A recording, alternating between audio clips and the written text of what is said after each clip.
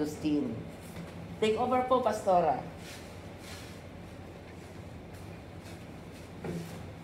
Hallelujah! Praise the Lord! Magandang umaga sa inyong lahat, mga kapamilya. Kahit malakas ang bagyo dyan sa Pilipinas, pero mas maganda pa rin ang nasa presensya ng Panginoon. So, may the Lord bless everyone, sa mga PDL, sa mga officers po natin. Magandang umaga po at pagpalain po kayo ng Panginoon. And of course, sa lahat na nandito, magandang umaga. Okay, at tayo po ay patuloy na mag-aral at makinig sa salita ng ating Panginoon. At ang ating papag-aralan ngayon is tatlong paraan kung paano tayo lumago sa ating pananampalataya sa Panginoon. Okay, so alam ko po na kung maipanganak ang isang tao, ay ang number one na pakay natin ay sana lalago, no? Sa mga mother at sa mga parents, hindi naman maganda yung manganganak ka tapos hindi lumalago yung bata, di ba? Kung manganganak ka puros parang sanggol palagi yung anak mo, hindi naman. Ang gusto natin ay lalago ang ating mga anak. Ganon din sa mga spiritual. At alam ko po na pati din ang mga officers natin, mga wardens natin, alam ko po na magagalak din sila na ang kanilang binabantayan ay lumalago din sila sa spiritual na pamumuhay sa Panginoon.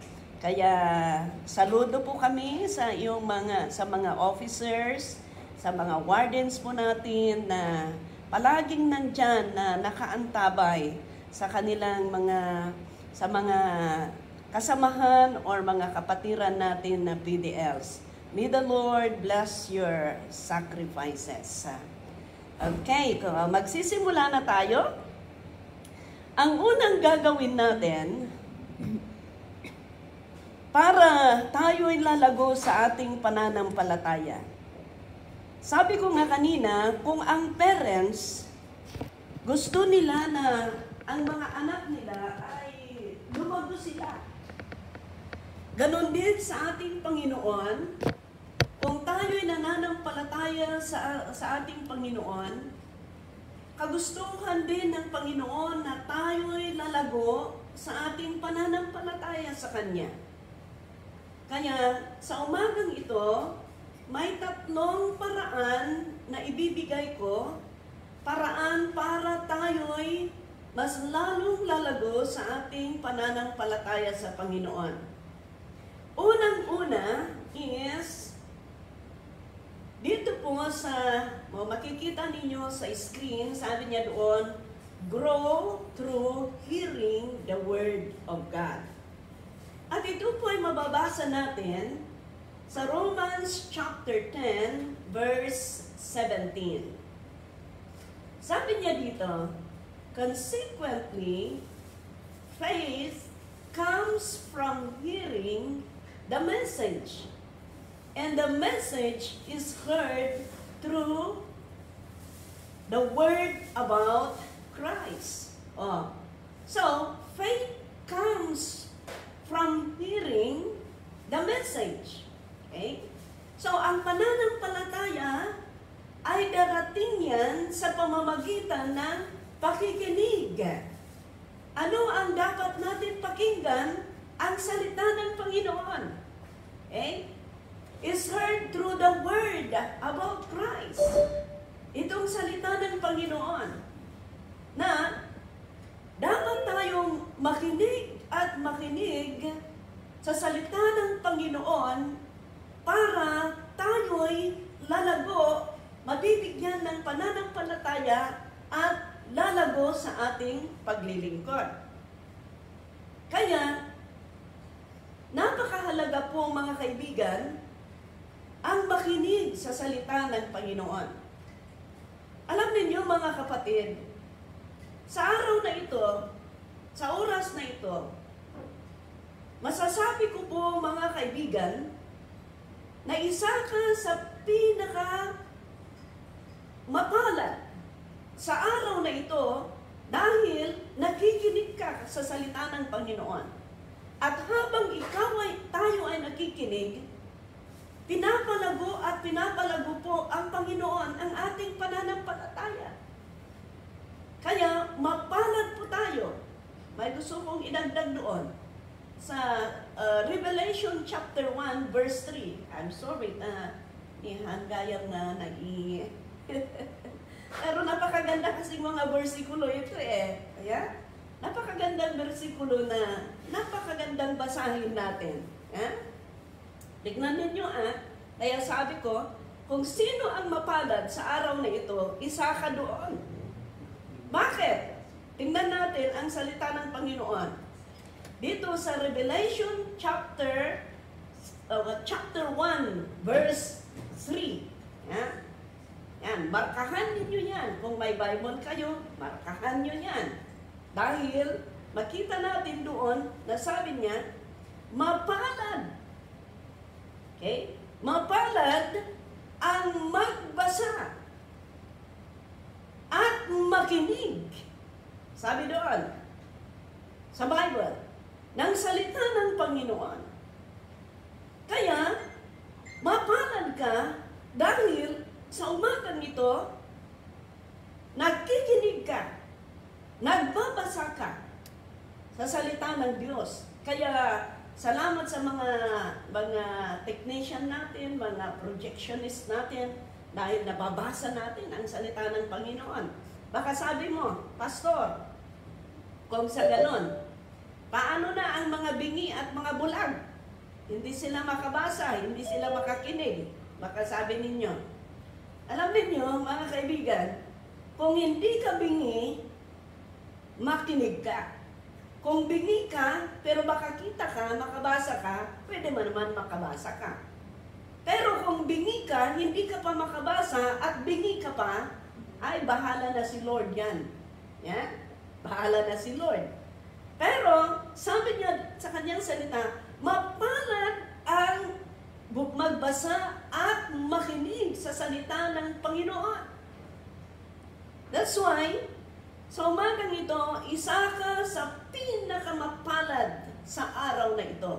Dahil ikaw ay nakikinig sa salita ng ating Panginoon. Alam niyo, habang nakikinig kayo sa salita ng Panginoon, ay pagpalain kayo ni Lord. Pero kung natutulog kayo, siguro, awan mat siguro timat maturog tatay niya. Andyan sa Pilipinas, umagang-umaga, wala sigurong natutulog, Maliban lang kung afternoon, sigurado may inaantok. Pero alam ko po na walang inaantok dyan. Amen? Alam ninyo, kung nakikinig kayo sa salita ng Panginoon at inaantok kayo o natutulog kayo, wala. Imbis na pagpalain kayo ni Lord, nawawala yung pagpapala. Alam niyo sino ang nakakaalam sa inyo ng gumamila? Yung tanim na gumamila, alam ba ninyo? Yan. Alam niyo ang gumamila? Kung bakit ang gumamila ay walang amoy, dahil nung naghagis si Lord ng pabango, nakatulog siya. Nakatulog daw ang gumamila nung naghagis si Lord ng pabango. Kaya tuloy, walang amoy. Patalastas lang yan. Pero alam niyo, totoo yan. Kung tayo natutulog at hindi nakikinig sa salita ng Panginoon, imbis na mapasa atin yung pagpapala ni Lord, wala, lumilipas yan. Kaya, you better listen to the Word of God. Okay, so from hearing and hearing the Word of God, ayan, lumalago tayo. Okay, number two. Number two, para lalago tayo sa ating pananampalataya is, ayan, grow through believing the Word of God. Believing. Hindi lang napapakinggan, kundi dapat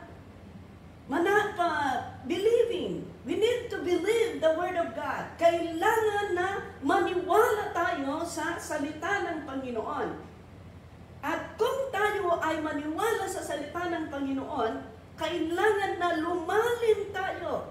Yeah? You know, habang tayo ay naniniwala sa salita ng Panginoon, binabasa natin, pinaniniwalaan natin ang salita ng Panginoon, ay lumalalim ang ugat natin sa ating pananampalataya. Kagaya yung tanim. Yeah? Alam niyo, ang tanim is kailangan lumalim ang ugat niyan para hindi basta matutumba. Hindi basta matutumba. Ganon din sa pananampalataya. Makinig tayo sa salita ng Panginoon, panampalatayahan na natin ang salita ng Panginoon, para tayo'y lumalim at lumalim, para kahit anuman ang pagsubok, kahit anuman ang kahirapan, pwede pa rin kayong nakatayo sa iyong pananampalataya. Doon po sa Colossians chapter, basahin natin, Colossians chapter 2, verse 6 to 7.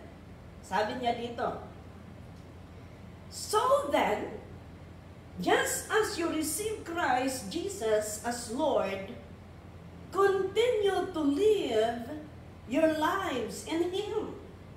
Verse 7, rooted and built up in Him, is strengthened in the faith as you were taught, and overflowing with thankfulness. Tingnan ninyo, kung tinanggap mo ang Panginoon sa buhay mo, kailangan na magiging rooted ka.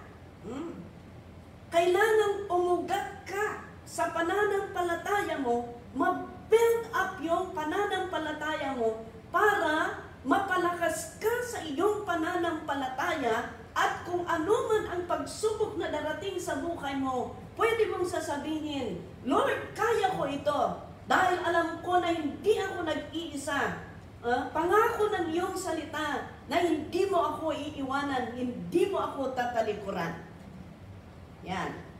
Kaya napakaganda po yung pakinggan natin ang salita ng Panginoon, paniwalaan natin ang salita ng Panginoon, para tayo'y lalago, para tayo'y lumalim sa ating pananampalataya, para kahit anuman ang pagsubok na darating sa ating buhay, ay hindi tayo basta matutumba. Alam niyo mga kaibigan, alam ko po na hindi madali ang sitwasyon ninyo. Alam ko po hindi madali ang sitwasyon ninyo diyan. Pero, kaya nga nakikinig tayo sa salita ng Panginoon, dahil alam po namin na ang salita ng Diyos ay nagbibigay ng comfort, nagbibigay ng kalakasan sa bawat isa sa inyo. At lalong-lalo na po, nagbibigay ng pag-asa sa inyo na nagkikinig dito sa salita ng Panginoon. Dahil alam po natin, ang salita ng Panginoon ay hindi po niya tatalikuran ang kanyang pangako sa lahat ng mga nagkikinig at sa lahat ng gumagawa nito. Kaya mga kaibigan, mga kapatid, pagpalain po kayo ng Panginoon. Patuloy po kayong makinig. Salamat sa Diyos. Saludo po kami sa inyo. Dahil alam po namin, malakas ang bagyo dyan sa Pilipinas. Pero pinanguna pa rin ninyo ang makinig sa salita ng Panginoon. Alam ninyo kung bumabagyo, magandang matulog, magandang magpahinga. Pero, salamat kay Lord dahil kahit anong sitwasyon, nandyan pa rin kayo na nakikinig ng salita ng Panginoon sa umagang ito.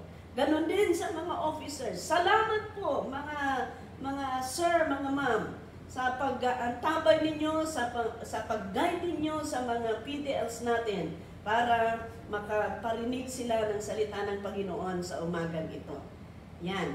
Kaya, makinig sa salita ng Panginoon para lalago tayo, Unang-una, makinig tayo sa salita ng Panginoon. Pangalawa, panampalatayanan natin ang salita ng Panginoon. At pangatlo, okay? Number 3, na gagawin natin. Ito, grow through acting on God's Word.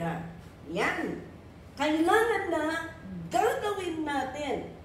Pakinggan natin ang salita ng Panginoon, panampalatayanan natin, then gagawin natin.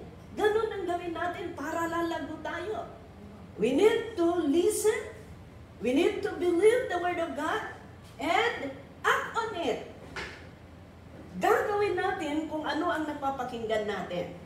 Kaya dito sa James chapter 2, James chapter 2 verse 17 and 18, sabi niya dito, and the same way, faith by itself, if it is not accompanied by action, is dead. O, tingnan ninyo. But someone will say, you have faith. I have deeds. Show me your faith without deeds, and I will show you my faith by my deeds. Ibig sabihin, yung unang verse, napakaganda po. Tingnan niyo, very clear po ang sinabi dito. Sabi niya, in the same way, faith by itself. Kung faith lang, sabi niya, if it is not accompanied by action, is dead. O, tingnan niyo, very clear. Yan. Kung sabihin natin, nananampalataya ako, pero wala namang action, sabi niya dito, is dead. Yeah? Kaya, kailangan na pakinggan ang salita ng Panginoon, then, believe the Word of God, then, act the Word of the Lord. Act on it. Gagawin natin kung ano ang pinapagawa ng ating Panginoon, na nababasa, napapag-aralan natin mula dito sa salita ng Panginoon. Kaya, hindi lang kinig ng kinig. May istorya na namasyal daw siya sa langit. May isang bundok doon. May isang bundok doon at ang bundok na yan ay puros tainga. Napakinggan ninyo siguro na istorya yan. Puros tainga daw. Yan. Nagtanong daw sa Panginoon, sabi niya, bakit puros tainga ito? Ang bundok na ito, bakit puros tainga? Sabi daw ng Panginoon, ito ang mga tainga ng mga nakikinig, pero hindi ginagawa. Kailangan mag-ingat tayo, baka nakikinig lang tayo, pero hindi natin ginagawa ang ating napapakinggan. Kaya sabi ni James, sabi ni Santiago, kailangan yung faith natin, may action yan, may gawa yan. Dahil kung hindi natin ginagawa, ang napapakinggan natin, ang pananampalataya natin ay patay. Patay. Faith without action is dead. Sabi niya dito. Kaya kailangan na gagawin natin. Kailan natin gagawin? Kailan natin gagawin ang pinapakinggan natin? Ngayon. Habang nakikinig ka, kung ano ang napakinggan mo, then gagawin mo. Ano ang napakinggan mo mula sa salita ng Panginoon? Sige, apply ka agad. Huwag nung sasabihin, okay, pastor, bagong-bago ako, saka na lang bago ako magpakatotoo. Baka yan ang isip natin. Sasabihin natin, sa mga Ilocano, kunada, aguray pa'y, sakto ipay-pay suit, panagpamati. Yan. Sa mga Tagalog, tayo muna, bago ako magpakatotoo sa aking paglilingkod sa Panginoon. Alam niyo mga kaibigan, ngayon na mga kaibigan, iseryoso natin ang ating paglilingkod. We need to be serious in our walk with the Lord, in our faith with Him. Huwag natin sabihin, bukas pa, tay ka muna, tay ka muna. Kagaya yung mga istorya, tatatlo lang na jail ito, kaya pwede akong mag-istorya. No? Yung istorya nila, may istoryahan ko sa inyo. May isang paligsahan daw. Itong isang tao, sumali doon sa paligsahan. Ang paligsahan na ito is nakakulong yung mga baka. Alam niyo yung mga baka? Tagalog ang baka, ano? Nakakulong yung mga baka. Tapos, ang gagawin nila is patakbuhin nila yung baka kung sino ang makakadampot sa tail. Buntot, no? 5 ito na nakakulong. No, kung sino ang makadampot sa buntot, sa kanya na ang baka. Ganon. Sino ba ang may ayaw doon? Alam niyo, mahal ang baka. Mahal ang baka. So, itong tao, nakisali siya. Sige, makisali ako, sabi niya.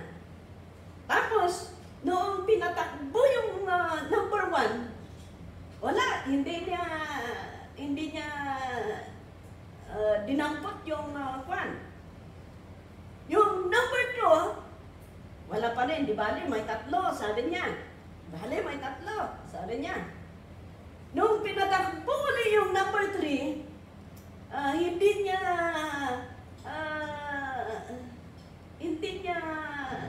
hindi pa rin niya dinampot yung buntot. Di bali, may dalawa dahil nakikita ko medyo matataba yung nahuli eh. Mga matataba, kaya yung mga matataba na lang ang doon ko talagang paano na ito? Istimaran mang tiliw. Doon ko lang talagang gagawin na dadamputin ang kanyang buntot. Kasi mataba. Tapos nung pinatakbo yung number 4, ay, hindi niya nakuha. Sabi niya, last na ito. Itong pinakamataba. Kaya talagang gagawin ko ang best ko para mahuli ko ito. Sabi niya. Siyempre, kung mataba, ay talagang maganda yan. Okay. Tapos talagang naghanda na ng husto. Tapos noong pinatakbo nila yung baka na malaki, tapos mataba. Kasi yan ang pinofocus niya eh. Mataba, tapos malaki yung baka. Nung pinatakbo nila, totoo nga, dinampot niya dahil talagang pinaghandaan niya. Pinaghandaan niya na dadamputin yung buntot. Pero, nung tumakbo yung baka, dinampot yung buntot, ay hindi niya nakuha. Alam niyo kung bakit hindi niya nakuha? Wala palang buntot. Wala palang buntot yung baka na last. Tingnan ninyo. Ang akala natin, tay ka muna. Ganon. Yung susunod muna. Hindi pala niya alam na yung pinakahuli na mataba at malaki, wala palang buntot. So, tingnan ninyo. Pinalampas niya yung mga 4. Hindi niya talagang ginawa ang kanyang best. Pero tingnan ninyo. So, ano ang nangyari? Sa lahat ng 5 baka, wala siyang nakuha. Alam ninyo mga kaibigan, dahil ang isip niya, tayo muna. Pero tuloy, nawala lahat. Wala siyang nadampot dahil ganun po ang kanyang kaisipan. Ganun po ang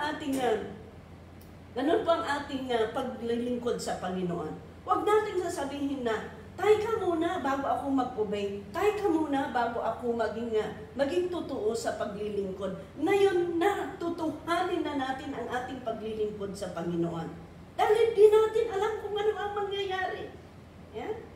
I am just reading ang text na hindi niya binisita. Sabi nila na bisitahin, pero hindi na bisita ang isang tao. Alam niyo mga kaibigan, hindi na bisita, patay na yung tao. My point in here is that we don't know, hindi natin alam kung kailan kukunin ang Panginoon. Ang buhay natin, ang napakaganda po mga kaibigan, ngayon na tutuhanin natin ang ating paglilingkod sa Panginoon. Dahil alam ko po na ito po ang best na dapat natin gawin. Amen? So, salamat sa Panginoon. Para tayo lalago sa ating paglilingkod, kailangan na makinig at makinig. Kaya during Bible study, sana po nandoon yung puso ninyo na talagang nagagalak na mag-attend at makinig sa salita ng Panginoon. Dahil habang kayo'y nakikinig, ay papagpalain kayo ni Lord. Okay. Ang susunod is, kailangan na paniwalaan natin ang salita ng Panginoon. Habang tayo nakikinig, naniniwala tayo sa salita ng Panginoon, at habang tayo naniniwala at nakikinig sa salita ng Panginoon, lumalalim ang ating pananampalataya. At hindi lang mag-stop doon. Ang pangatlo ay kailangan gagawin natin ang ating napapakinggan na salita ng Panginoon. Ganun po ang paraan para tayo lalago. Makinig sa salita ng Panginoon, paniwalaan ang salita ng Panginoon, then gagawin kung ano po ang sinasabi ng salita ng Panginoon. Para tayo po ay lalago sa ating pananampalataya, at kung tayo lalago sa ating pananampalataya, hindi po tayo basta matutumba. Dahil yan po ang kalakasan, yung salita ng Panginoon, yan ang kalakasan natin na ito po ang nagbibigay ng pag-asa, ito po ang nagbibigay ng magandang direksyon sa buhay ng bawat isa sa atin. Kaya mga kaibigan, mga kapatid, salamat po sa pakikinig ninyo. Salamat po sa desire ninyo na maglingkod, makinig sa salita ng Panginoon. Naniniwala po ako, kung makita ng Panginoon ang katapatan ninyo na maglingkod sa Kanya, ang Panginoon po ang gagawa ng paraan. Gagawa ng paraan. Ang gawin ninyo, maging totoo lang kayo kay Lord. Ang gawin ninyo, maging totoo lang kayo. Maging masunurin lang kayo. Sa kahit yung mga officer ninyo, kung anong sinasabi nila sa inyo na dapat ninyong gawin, gawin ninyo. Yan po ang dapat ninyong gawin. At kung makita ng Panginoon ang pananampalataya ninyo, I believe, mga kaibigan, na ang Panginoon gagawa ng paraan para ang mga kaso ninyo ay mabigyan ng hustisya. Or anuman ang mga kaso ninyo, ang Panginoon gagawa ng paraan. Okay?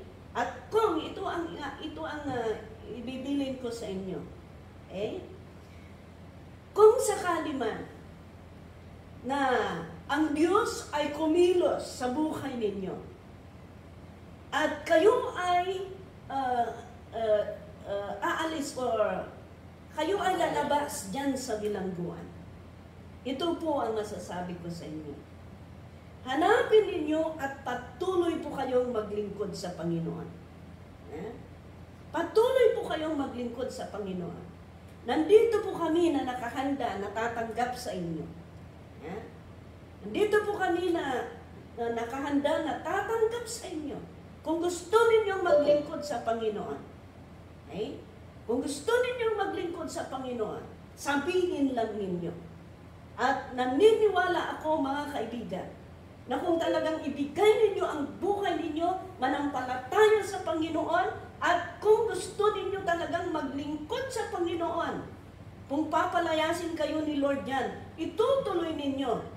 At naniniwala ako sa pamamagitan ng buhay at testimonyo ninyo, maraming maliligtas na kaluluwa sa pamamagitan mga testimonyo ninyo. Kaya ito po ang napakagandang gawin natin. Patuloy po tayong maniwala sa Panginoon at ang Panginoon pagpalain ang bawat isa sa inyo. Thank you very much. Gusto ko ding magpasalamat. Nakikita ko po ang isang officer natin na kasama niya ang kanyang ang mga PDLs. Thank you, sir. May the Lord bless you. May the Lord bless you. May God use you more. Gagamitin pa kayo ng Panginoon. At sa buhay ninyo, marami pong mga PDLs pa na makakakinig sa salita ng Panginoon. May God bless you, even your family, in all aspect of your lives. Sa lahat po ng mga officer dyan, pagpalain sa iyo ng Panginoon. At dito po tayo nagtatapos at gusto ko pong manalangin tayo ng maikli. Father God, salamat po sa iyong salita na aming napakinggan. Dalangin ko po, Panginoon, na ikaw po ang patuloy na itanim yung salita mo sa kaibuturan ng puso ng bawat isa. Tulungan mo kami para gagawin namin ang mga kautusan mo sa aming buhay. At alam po namin, Panginoon, na habang kami ay sumusunod sa iyo, pagpalain mo din ang buhay namin. Salamat din sa buhay ng mga officers na palaging nandyan para po sa mga PDS. Lord, ito po ay blessing din sa amin na nakikita namin, Panginoon, na sila po ay nakipag-partner sa iyong trabaho. Pagpalain mo din siya. Sila, Panginoon, kanilang pamilya at lahat ng aspeto ng kanilang buhay. And I pray for your promotion be upon them, Lord, as you will continue to yield their lives unto you. Father, thank you. Bless each and every one.